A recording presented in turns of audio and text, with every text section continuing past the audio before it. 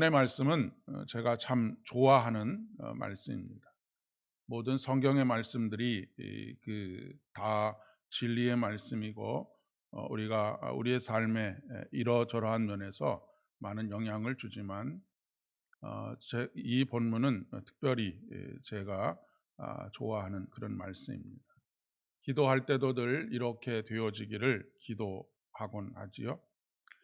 혈루의 근원이 마른 것처럼 우리가 직면한 삶의 문제의 근본이 치료되게 해달라라고 그렇게 기도할 때가 참 많이 있습니다. 올 한 해도 저와 여러분에게 이런 근원적인 치료와 회복의 역사가 있기를 진심으로 축복합니다. 특별히 증상만 치료되는 것이 아니라 우리의 온 인격이 치료되게 되는, 그리고 회복하게 되는 은혜가 있기를 축복합니다. 우리는 인생을 살아가면서 여러 가지 문제들을 만나게 되지요. 그 문제들을 직면하게 될 때에 주로 우리가 기도하는 것은 그 문제 자체를 조금 없애달라라고 하는 것에만 우리의 그 초점이 맞춰질 때가 참 많이 있습니다. 그런데 사실 우리가 어떤 그 심리적인 그 어려움을 겪는 것은 문제 자체보다는 그 문제로 인해서 파생되어지는 우리 자신의 어떤 영혼의 그 왜곡된 영혼, 이런 것들로 인해서 상처가 더 깊어질 때가 많이 있습니다. 그리고 그렇기 때문에 어떤 문제가 해결된다고 해서 우리의 영적인 그 깊은 곳에 자리 잡고 있는 마음의 상처들까지 회복되는 것은 아닐 때가 있다라고 하는 것입니다. 어찌 보면 문제 자체는 우리가 전체적으로 겪게 되는 마음의 상처와 고통에 비하면 지극히 일부에 불과하다라고도 이야기할 수가 있겠습니다. 아, 우리가 신앙적인 언어로 이야기해 본다면 상처가 회복되어지는 것으로 끝나는 것이 아니라, 우리가 어떤 곳에 상처가 났다가 그 회복이 되어져도 거기에 흔적이 남지 않습니까? 그런 흔적들이 오히려 사도 바울에게 있어서는 스티그마, 예수의 흔적이 되어졌다라고 그렇게 고백하고 있는 것처럼, 단순히 삶의 문제가 해결되는 것으로 끝나는 것이 아니라 그 삶의 문제가 예수 그리스도께서 나와 함께 하시고 예수가 나를 치료하시고 회복하셨다라고 하는 증거가 되어지는 그런 어, 일들로 충만하기를 진심으로 소망합니다. 오늘 본문에 나오는 여인이 앓고 있는 병은 혈루증입니다. 혈루증이라고 하는 것은 하혈이 계속되는 그런 병입니다. 사실 병 자체는 그렇게 심각하다라고까지 이야기할 수는 없습니다. 왜냐하면 불치병이 아니기 때문에 그렇습니다. 그러니까 이것으로 인해서 생명을 잃는다거나 그런 병이 아니라는 차원에서 그렇다는 것입니다. 그러나 그것으로 인해서 파생되어지는 상처와 아픔과 고통은 사실 상상을 초월하는 아픔과 고통이었을 것이다라고 그렇게 생각이 되어집니다. 왜냐하면 실질적으로 생활을 하는 것이 굉장히 어려웠을 것이기 때문에 그렇습니다. 어렵다고 하는 표현으로는 가늠할 수 없는 그런 고통이 있었을 것입니다.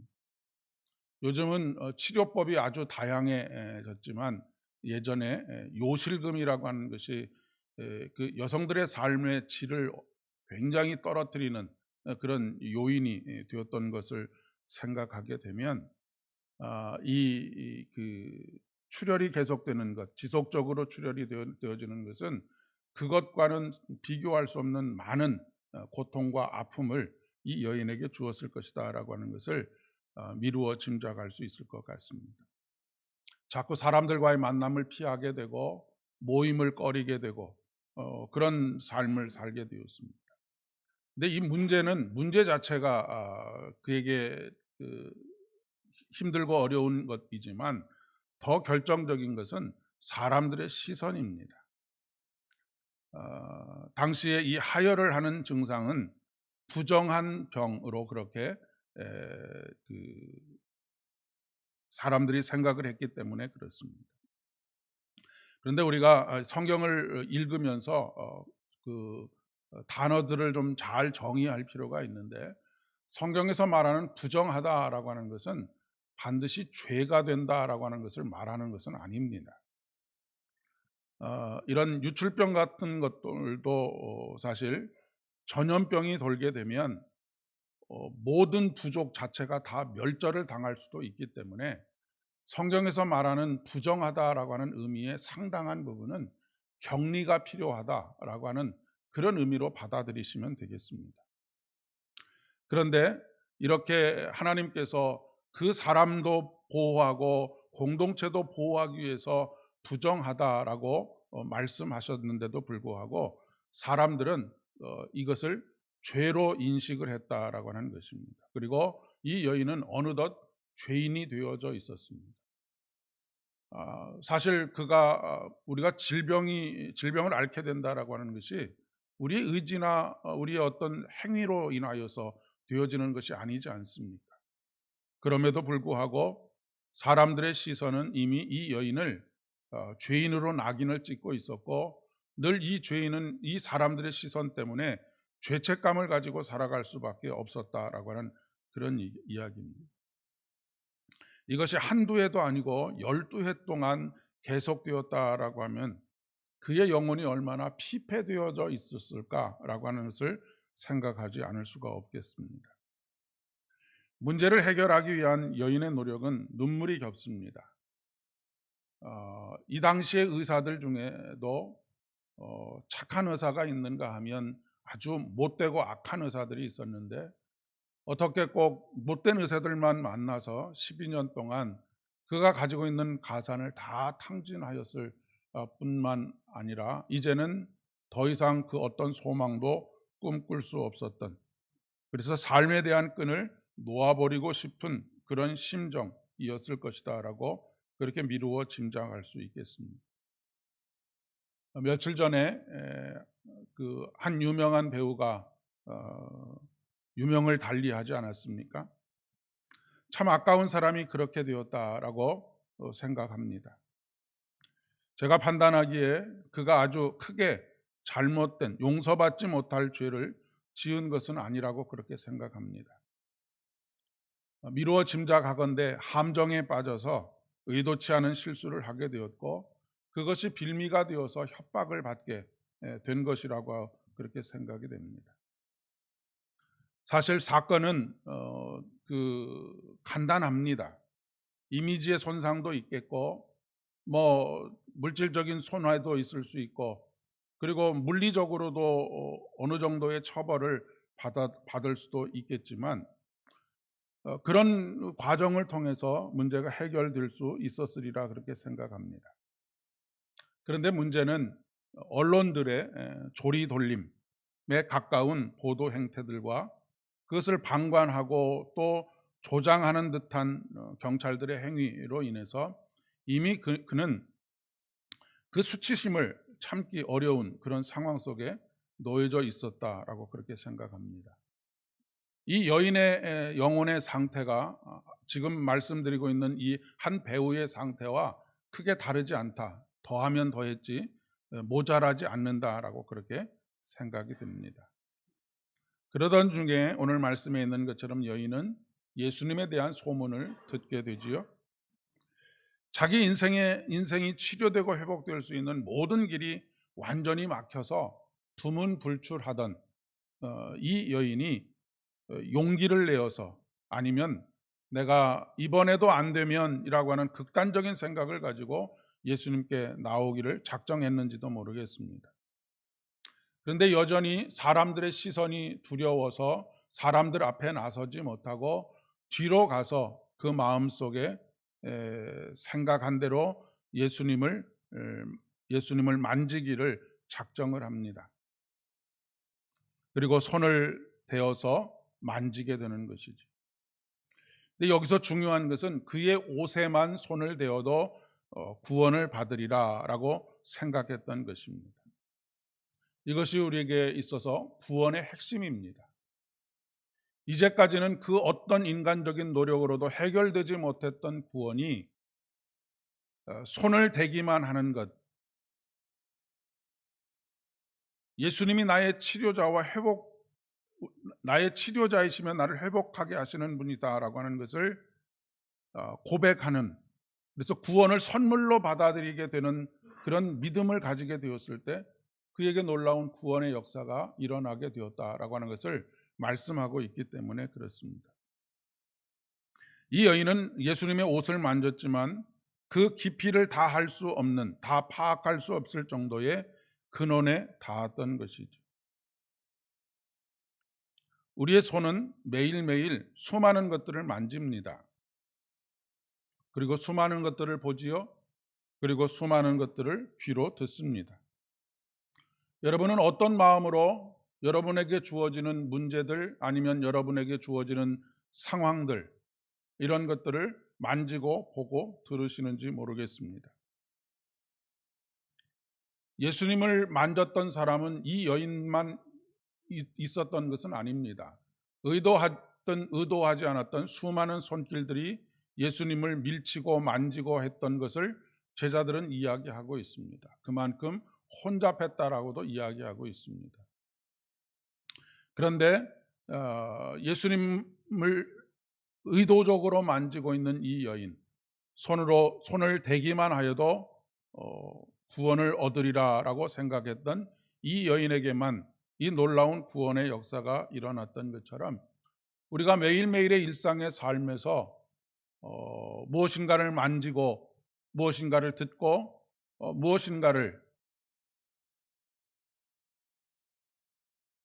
보는 것, 그 가운데 우리가 어떤 마음을 가지고 구원을 선물로 받아들이듯 우리의 삶의 일상을 선물로 받아들이고 주어지는 하루 24시간을 일상을 선물로 받아들이고 또 여러 가지 삶의 상황들을 선물로 받아들일 때 놀라운 구원의 역사들 우리가 경험하게 될 수 있다라고 하는 것을 이야기하고 있는 것이죠. 우리의 마음이 그것이 어떤 것이든지 간에 그것에 손을 대기만 하면 구원 즉 생명을 얻을 수 있다라고 생각하게 될 때에 평안과 생명을 얻을 수 있다라고 하는 것입니다. 미신적인 이야기를 하자라고 하는 것이 아닙니다. 우리의 소소한 일상을 어떤 마음을 가지고 살아가느냐 하는 것이 참으로 중요하다라고 하는 것을 말씀을 드리는 것입니다. 하루의 삶이 주어질 때 이 삶을 어떻게든지 나의 노력으로 채워서 열매를 얻으려고 하면 우리의 삶의 고단함과 마음의 허탄함과 공허함밖에 남지 않습니다. 그러나 매일매일 주어지는 24시간 이 하루하루를 소중하게 여기고 그것을 선물로 받아들이게 될 때에 하나님의 놀라운 은혜와 역사들을 우리는 매일매일 경험할 수 있게 되리라라고 하는 것입니다. 딸아, 내 믿음이 너를 구원하였으니 평안히 가라. 내 병에서 놓여 건강할지어다라고 말씀하십니다. 우리의 노력이 아닌 하나님의 은혜인 것이죠. 손을 대는 행위는 선물로 받아들이는 행위입니다. 딸아라고 말씀하시는 것처럼 이미 우리는 하나님의 자녀들입니다. 하나님의 아들과 딸들이지요.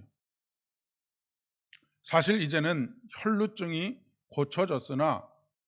고쳐졌느냐 그렇지 않느냐 하는 것은 여인에게 그렇게 중요한 일이 아니게 되었습니다. 그녀는 그녀를 짓누르고 있던 죄책감과 타인의 시선으로부터 구원을 받게 된 것이 가장 결정적입니다. 이제 더 이상 문제는 문제로 생각되지 않게 되었다라고 하는 것이죠. 사실 우리가 인생에서 수많은 문제들을 만나지만 우리가 직면하는 문제들은 그렇게 아주 대단한 문제들이 아닙니다. 그것으로 인해서 내 마음속에서 파생되는 우리의 심리적인 영적인 문제들이 우리를 괴롭히는 것이죠. 내 병에서 놓여 건강하게 살아가라 말씀하십니다. 올 한 해도 우리를 짓누르고 있는 문제들로부터 벗어나서 영육 간의 강건한 삶을 살아가는 복된 하루 되실 수 있기를 바라고, 복된 한 해가 또한 되어지실 수 있기를 바랍니다. 문제에 사로잡히지 않고 문제로부터 놓여 건강하고 행복한 삶, 우리의 상처가 예수 그리스도의 흔적이 되는 스티그마로서 경험되어지는 복된 은혜를 누리면서 살아가실 수 있기를 진심으로 축복합니다. 기도하겠습니다.